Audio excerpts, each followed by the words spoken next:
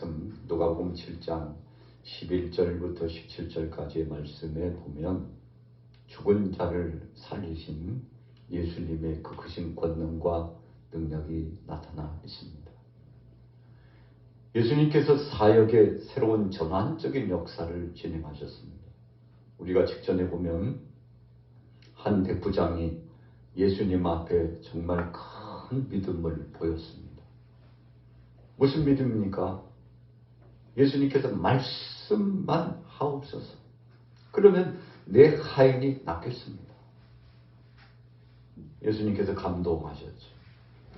아니, 이스라엘 중에 이만한 믿음 있는 사람이 없는데 큰 믿음을 가진 자가 오늘 주님 앞에 함께하게 되었다고 예수님이 얼마나 즐거워하고 기뻐하셨는지 모릅니다. 여러분, 우리가 인생 여정을 살아가면서 두 부류의 사람이 있습니다. 어떤 사람은 만날 때마다, 모일 때마다 사람의 마음을 아프게 하고 슬프게 하고 공동체를 깨고 이간질하고 절망과 낙심을 주고 안 된다고 말하고 부정적으로 말하고 모든 것이 끝장났다고 말하고, 그러나 또 한 부류는 안 될 것 같지만 주님이 함께 하시면 된다. 절망적인 상황이지만 하나님은 어제나 오늘이나 영원토록 함께 하신다고 그 전능하신 하나님을 앙망하고 주님 앞에 위대한 신앙을 고백하고 적극적으로 믿음으로 기도로 영적인 싸움에서 승리하고 말씀 중심으로 하나님의 영광을 드러내고, 그래서 가는 곳곳마다 살려요. 회복을 시킵니다. 치유와 권능을 경험하게 합니다. 하나님은 죽은 하나님이신 줄 알았는데 살아계신 하나님이라는 사실을 증거하는 전도자가 되고, 그래서 하나님의 영광을 드러내는 사람이죠. 자, 우리는 어떤 사람입니까? 오늘 제가 본문의 말씀을 보면서 영의 눈으로 행복을 찾자 그랬어요. 자, 무슨 뜻인가 하면 지금 이 앞에 행복이 있는데도 찾지 못하는 사람이 있어요.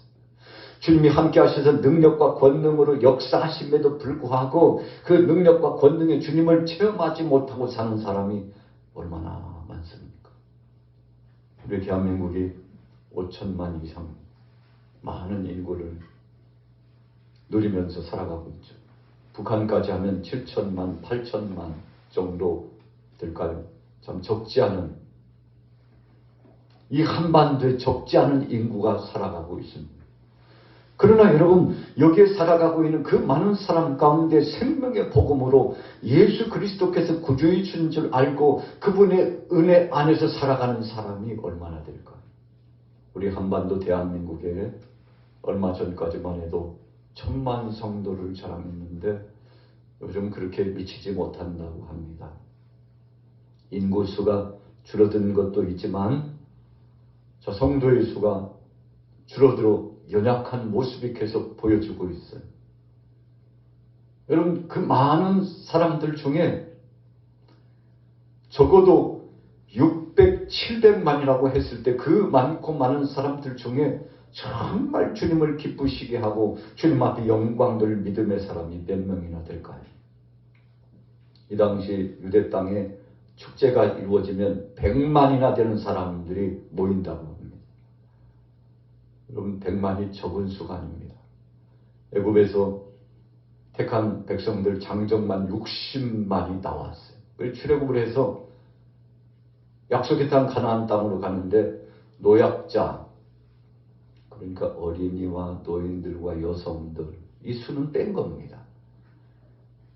거기다가 장정의 수까지 하면 적어도 4배수를 하면 4, 6에 24, 약 200만가량 되는 엄청나게 많은 사람들이 움집하고 애굽에서 출발해가지고 약속의 땅으로 갔다는 거 아니겠습니까? 그 많고 많은 사람들. 그런데 그 많고 많은 사람들 가운데 정말 주님 앞에 영광 돌리면서 믿음을 가진 사람은 얼마나 됐을까요? 여러분, 60만이 적은 수가 아니에요. 200만이 적은 수가 아니었습니다. 예수님께서 이 당시에 복음을, 하나님 나라의 말씀을 전해 주실 때 명절이 되면 100만이나 되는 사람들이 순례자들이 몰려가지고 예루살렘이 참 엄청나게 많은 인파들로 줄리어 진행해 나갔는데 참 감격스러운 거죠. 그 수만 봐도 참 기가 막힐 만큼 많은 수인데, 그런데 여러분, 그 많은 수가 예수님을 접촉하고 예수님에 대한 소문을 듣고 주님 앞에 함께 나갔는데 그 사랑의 주님을 구주로 영접한 사람이 과연 몇이나 되었느냐 하는 것입니다. 여러분, 그래서 예나 지금이나 그 많고 많은 사람 가운데 믿음의 사람을 찾기에는 희귀성이 있어요. 노아의 시대에도 구원받은 사람이 그의 가정의 8식구 외에는 없었다고 했습니다. 소돔과 고모라 땅에도 멸망과 심판의 역사가 진행되는데 롯과 두 딸만 간신히, 그것도 부끄러운 구원을 받고, 아브라함이 하나님 앞에 얼마나 절박했으면 하나님 소돔 땅, 그 땅을 용서해 주옵소서. 그래, 내가 용서하지. 그리고 아브라함이 성급한 마음으로 하나님 저들을 긍휼히 여겨주실 때 의인 50만 있다면 용서해 주옵소서. 하나님이 조건부를 제한하는 게 아닙니다. 아브라함이 너무 성급하다 보니까 너무 급한 마음에 하나님 앞에 조건을 정한 겁니다. 하나님, 의인 50만 있다 할지라도 그 성을 멸망시키지 말아 주옵소서. 그런데 기도하면 할수록 아브라함의 마음이 자꾸 약해졌을까요? 부담이 됐을까요? 소돔과 고모라 땅의 사람들을 생각만 해도 참 기가 막혔을까요? 그래서 하나님 앞에 기도하다 보니까 기도 시간이 길어지면 길어질수록 수가 줄어드는 거예요. 얼마까지 줄었습니까? 의인 10명까지 줄었어요.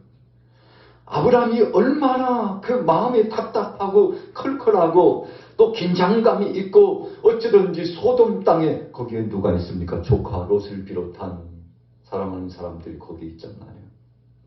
그래서 아브라함은 조카 롯 가정뿐만 아니라 그 주위에 있는 모든 사람들을 사랑했습니다. 복음을 붙잡은 사람들은 그런 것입니다. 돌아오든지 않든지 간에 하나님께서 때를 주시고 기한을 주시고 기회를 주시기를 원하는 것이 복음주의적인 이 소망을 붙잡은 전도자들의 심정이죠.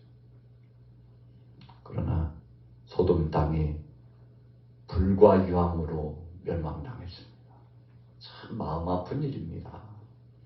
아브라함이 주저앉아서 통곡을 했을 것이라고 생각합니다. 하나님, 그 많은 사람이 하나님의 심판을 받고 죽었는데 하나님 어떡합니까? 그 불쌍한 영혼 어떡합니까? 우리가 에스겔 제 말씀에 보면 파수꾼의 사명이 나오는데 아브라함이 내가 파수꾼이라고 생각해서 엎드려 기도하는 거 아닙니까? 하나님, 의인 50만 있으면 살려주옵소서. 제가 전한다고 전했습니다. 조카 롯을 통해서 선한 영향력을 끼친다고 끼쳤습니다. 그러나 저 영혼이 멸망받아 심판받아 마땅한 자가 되어가고 있으니 어떡합니까? 소돔 땅이 멸망당했을 때 그냥 느체가 내려가는 것처럼, 묵은 체증이 내려가는 것처럼 속이 시원합니다. 하나님, 저 나쁜 사람들 같으니라 심판받아 마땅하죠. 그랬을까요? 여러분, 아브라함의 기도를 보면 그러지 않았어요. 아마도 눈물을 흘리면서 통곡했을 것입니다.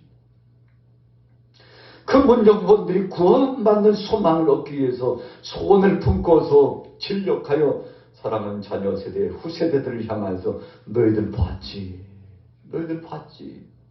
하나님의 심판은 이렇게 임하는 것이라고. 우리가 역사 일에 불과 유황으로 멸망당한 소돔성을 잊어서는 안 된다고. 여러분, 노아의 시대에 홍수로 말미암아 심판했고 물의 심판과 불의 심판의 역사가 있으니 하나님은 살아계셔서 반드시 행한 대로 심판하신다고. 여러분, 얼마나 절박한 심정으로 아브라함이 하나님의 뜻을 전했을까요? 대단한 사람 아니겠습니까? 오늘 본문에 보면 나인이라고 한 성에 한 과부가 있는데 독자 아들이라고 했습니다. 근데 그 아들이 시름시름 앓더니 죽었어요.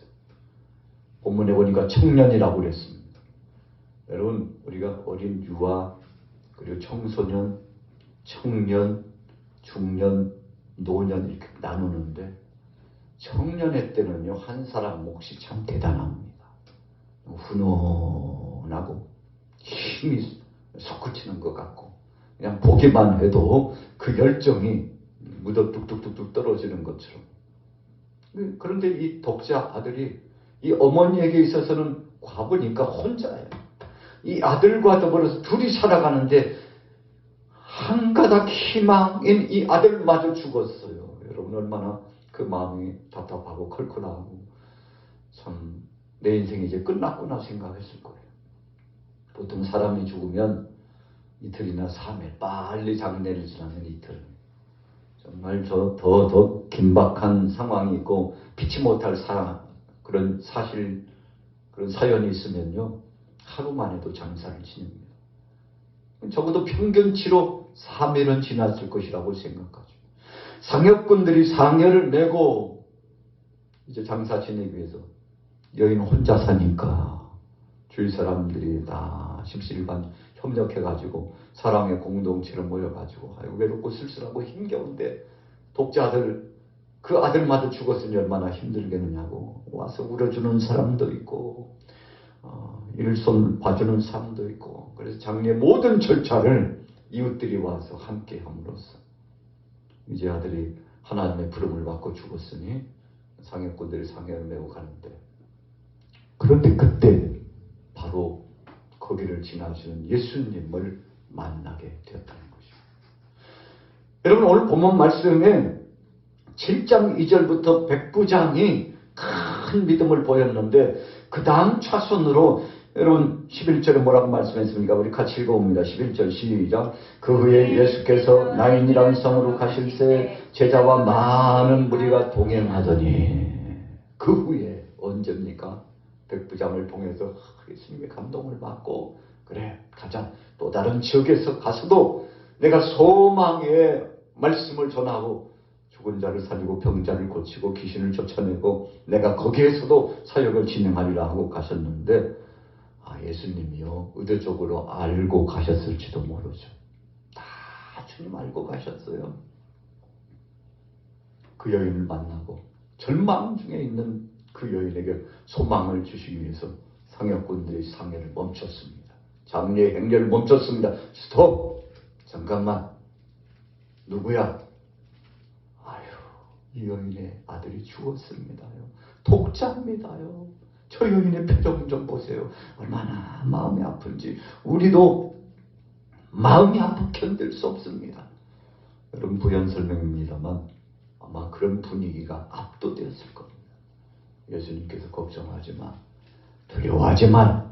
여인아 슬퍼하지 마. 청년아 내가 네게 말하노니 일어나라. 여러분 예수님께서요 저를 부르셨습니다. 자 13절 14절 우리 같이 읽어봅니다. 13절 시작. 주께서 과부를 보시고 불쌍히 여기사 울지 말라 하시고 가까이 가서 그 관에 손을 대시니 맨 자들이 서는지라. 예수께서 이르시되 청년아 내가 네게 말하노니 일어나라 하시네. 예수님의 말씀은요 절대적인 권능입니다. 길 가시다가 무화과 나무가 있는데 열매가 없어요. 야 너는 앞으로 열매를 맺지 못하고 이제는 다시는 열매도 맺지 못하고 예수님께서 저주하셨다고 그랬어요. 열매가 없어서 예수님이 저주하셨다고 그랬어요. 나중에 제자들이 보니까요 지나다 보니까 예수님이 저주하신 무화과나무가 바싹 말랐어요. 여러분 예수님이 말씀하신 대로 된다는 것을 나타내 주시기 위해서 증거적으로 보여주신 거 아닙니까? 그런데 죽어서 이제 며칠이 지나서 시체에서 냄새가 풀풀 옮기는데 예수님께서 상해를 중단시키고 더 이상 진행을 멈추게 하시고 죽어 누워있는 그 청년을 향하여 명하셨습니다. 일어나! 왜 누워있어? 내가 네게 말한다. 일어나라. 죽은 자야 일어나라. 살아나라는 것입니다. 회복되라는 것입니다. 어떤 죄로 말미암아 죽었다 할지라도 예수님께서 긍휼히 여기시면 죄가 용서받고 어떤 질병이든지 치유함을 받고 어떤 형태로 죽었든지 간에 영역 간에 천지 만물을 창조하시고 우리 인생을 있게 하시고 흙으로 빚으시고 그 코에 생기를 불어넣으신 창조주이신 예수님이 말씀하시면 죽은 자가 살아나는 줄로 믿습니다. 청년이 벌떡 일어났어요. 사람들이 얼마나 놀랐을까요? 상여가 멈췄는데 그 상여 위에서 청년이 벌떡 일어나가지고 뛰어내려서 예수님 앞에 서는 광경을 봤다고 한번 생각해 보세요. 아마 모든 사람들이 솟아치게 놀랐을 겁니다. 그리고는 바로 예수님께서 진실로 메시아요 하나님이신 것을 고백했을 겁니다. 자 보세요. 예수께서 그를 어머니에게 주시니 청년이 일어나 앉았어요. 여보시게 당신 아들이야. 죽었다고 절망했잖아. 인생이 다 끝난 줄로 알았잖아. 그러나 내가 당신의 아들을 살렸네. 여러분 그 여인이 얼마나 감격스러웠을까요? 주님 앞에 찬송과 경배를 올렸을 겁니다. 여러분 성전 미문에 있었던 안전뱅이가 베드로와 요한이 지나는데 뭔가를 구했다고 그랬어요. 얻을 것을 구했어요. 동냥을 했다는 것입니다. 그때 베드로가 네게 줄 것이 없다. 그러나 한 가지 있는 거 너에게 주노니 나사렛 예수 이름으로 일어나거라. 은과 금은 내게 없지만 내게 있는 것으로 내게 명하노니 예수 이름으로 명하노니 일어나거라. 여러분 오래전부터 바로 그 길목을 지키면서 성전을 오가고 있는 사람들에게 동냥하면서 자신의 삶을 살아갔던 참 초라한 인생이었는데 베드로가 믿음으로 선포하니까 예수 이름으로 선포하니까 그 안전뱅이가 일어났습니다. 이사야서의 말씀해 보세요. 귀머거리가 듣고 귀가 열려요. 눈먼 자가 눈을 뜨고 안전뱅이가 일어나고 다리를 절뚝거리는 사람이 온전케 되고 여러분 이와 같은 무수한 능력의 역사가 예수 그리스도를 통해서 나타날 것임을 이미 예언자의 심정을 가지고 수많은 세대들을 향해 선포했는데 그 말씀이 그대로 응하여져서 예수님께서 지금 이 사실적인 메시아 사역을 진행하고 있는 거 아니겠습니까? 자, 결론입니다. 16절 17절 같이 읽습니다. 시작. 모든 사람이 두려워하며 하나님께 영광을 돌려 이르되 큰 선지자가 우리 가운데 일어나셨다 하고 또 하나님께서 자기 백성을 돌보셨다 하더라. 모든 사람들이 두려워했어요. 여기서 이 두려움은 주님을 경외했다는 거죠. 야, 저분이 하나님이시구나. 저분이 메시아구나. 소문으로만 듣던 메시아가 바로 우리 앞에 있다고 사람들이 두려워 떨었어요. 감격스러웠죠. 하나님 앞에 영광을 돌렸어요. 하나님이 마침내 약속하신 역사를 진행했다. 그러면서 사람들이 뭐라고 표현했습니까? 큰 선지자가 우리 가운데 일어나셨다. 여러분 예수님을 메시아로 생각하기보다는 아직은 초보적인 신앙의 단계로 엘리야 선지자 같으니 엘리사 같은 선지자가 오셨나?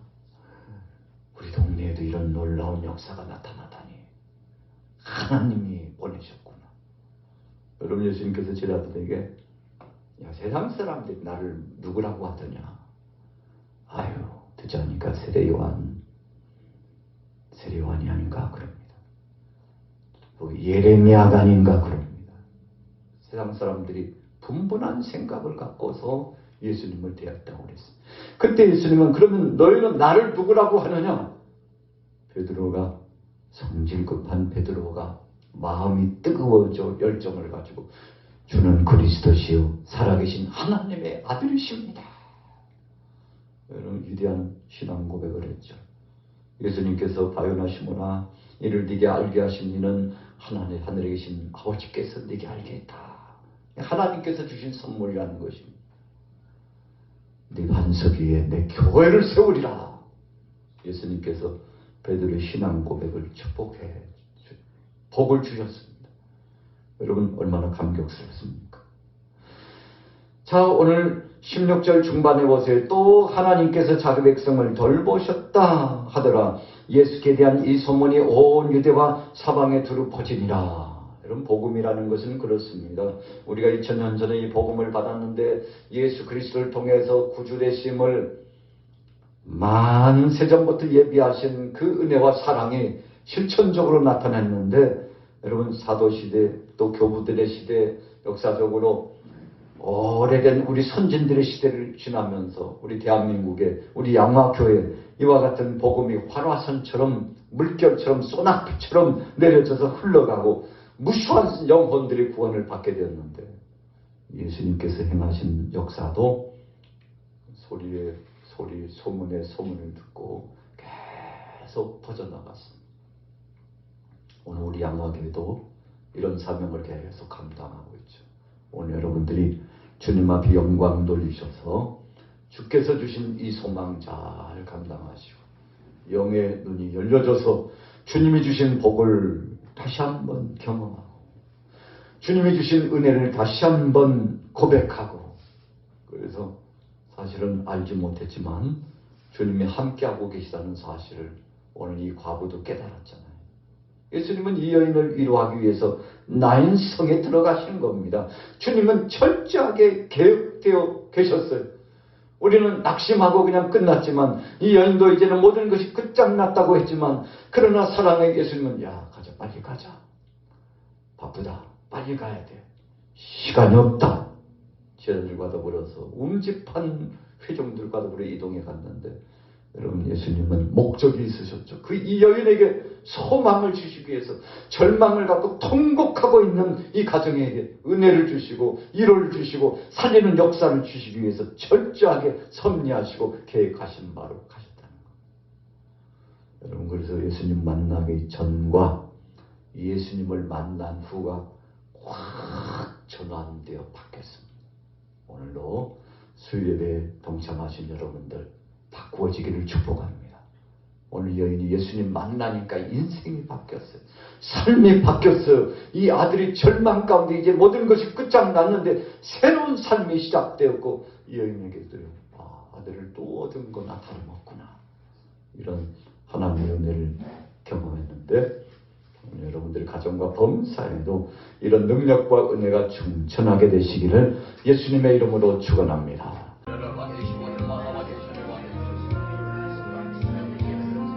아버지요, 아버지요, 아버지요.